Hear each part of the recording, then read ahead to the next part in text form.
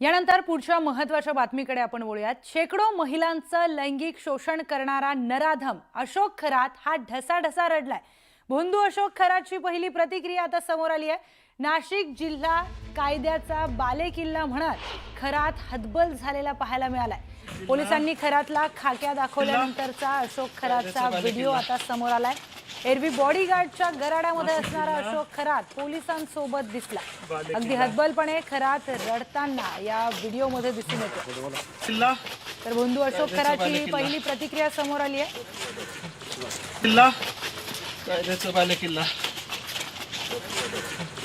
नाशिक जिल्हा बालेकिल्ला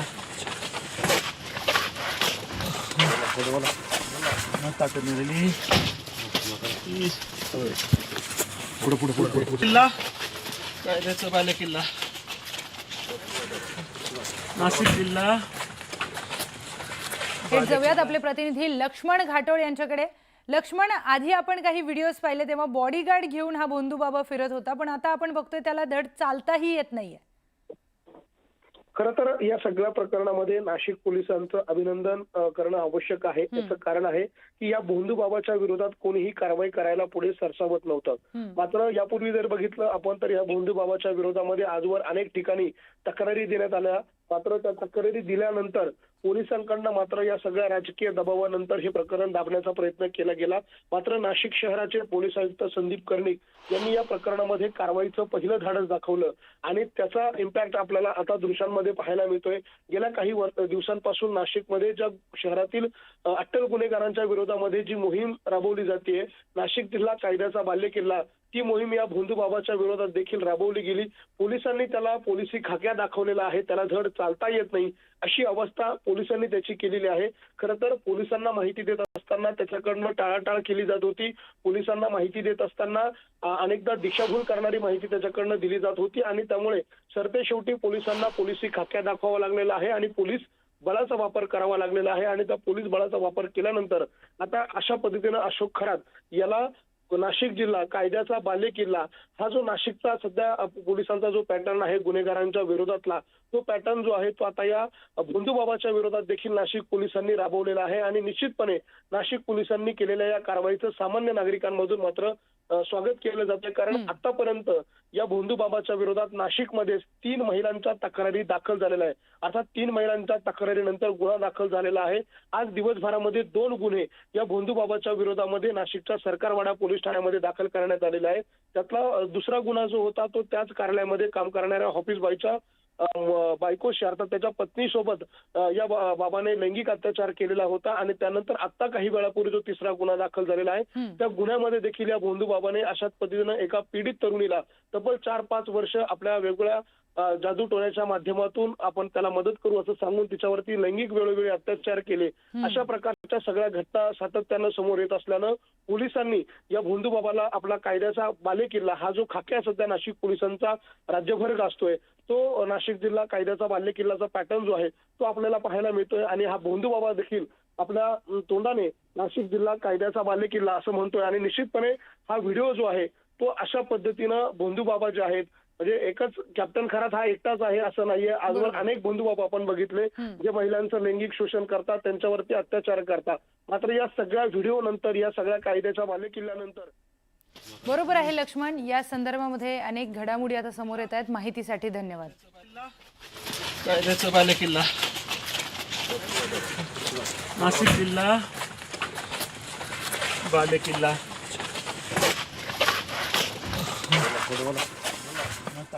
तर या भोंदू अशोक खरातला अटक झाल्यानंतर त्याच्या विरोधात तक्रार देण्यासाठी पीडित महिला आता समोर येऊ लागल्यात। नाशिकमध्ये आता 3ऱ्या पीडितेने तक्रार दाखल केली आहे। विश्वास संपादन करून तो पीडितेला प्रसाद खाऊ घालायचा। या प्रसादामध्ये गुंगीचं औषध टाकून लैंगिक अत्याचार केल्याचा आरोप पीडितेने केलाय। सरकारवाडा पोलीस स्टेशनमध्ये दाखल झालेली ही 3री तक्रार आहे।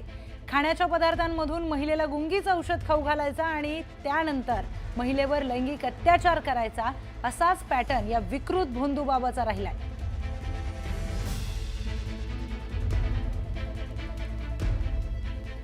दरम्यान या भोंदू बाबाच्या नाशिकमधील 3 तक्रारींचा आढावा आपण ग्राफिक्सच्या माध्यमातून घेऊयात। दरम्यान पहिली तक्रार, पाण्यातून गुंगीचं औषध देऊन वारंवार महिलांचं लैंगिक शोषण हा भोंदू बाबा करायचा। त्यानंतरची पुढची तक्रार, गर्भवती महिलेचं लैंगिक शोषण त्याने केलं। ही दुसरी तक्रार या भोंदू बाबाच्या विरोधात पोलिसांमध्ये दाखल करण्यात आलेली आहे। तर जीवे मारण्याची धमकी देऊन देखील या भोंदू बाबाने लैंगिक अत्याचार केलाय। तर या भोंदू बाबाच्या विरोधात तिसरी तक्रारही आता समोर आली आहे। प्रसादातून गुंगीचं औषध देऊन लैंगिक शोषण याने महिलांचं केलेलं आहे। या 3 तक्रारी या भोंदू बाबाच्या विरोधामध्ये समोर आल्यात।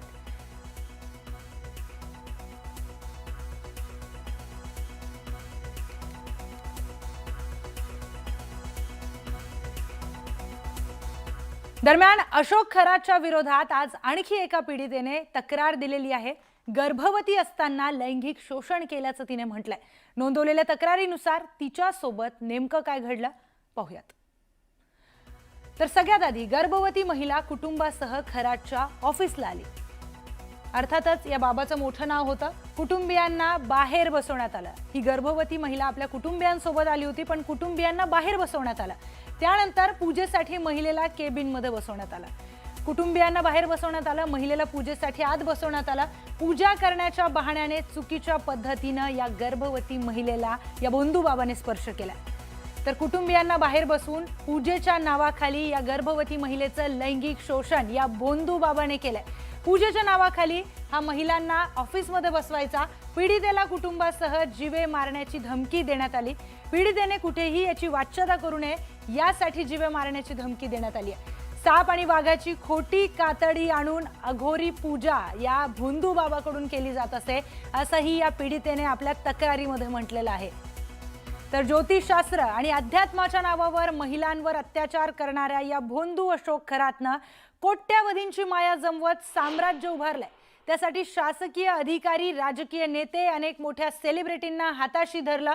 मात्र महिला अत्याचार प्रकरणामध्ये खरातच्या मुसक्या आवळल्या गेल्या आणि त्याच्या काळ्या कारनामाचं बिंग फुटलंय। याच भोंदू बाबाचे राज्यातील 3 मोठ्या पदावर असलेल्या सनदी अधिकाऱ्यांशी घनिष्ठ संबंध असल्याचं बोललं जात आहे। याच अधिकाऱ्यांसोबत खरातची अटकेच्या 3 दिवस आधी शिर्डीमध्ये बैठक झाल्याचं देखील बोललं जात आहे। तर सूत्रांनी दिलेल्या माहितीनुसार एका पंचतारांकित हॉटेलमध्ये झालेल्या या बैठकीत कारवाई आणि पुरावे नष्ट करण्यासंदर्भात काही बोलणं झालं का, अशा चर्चा देखील आता सुरू झालेल्या आहेत।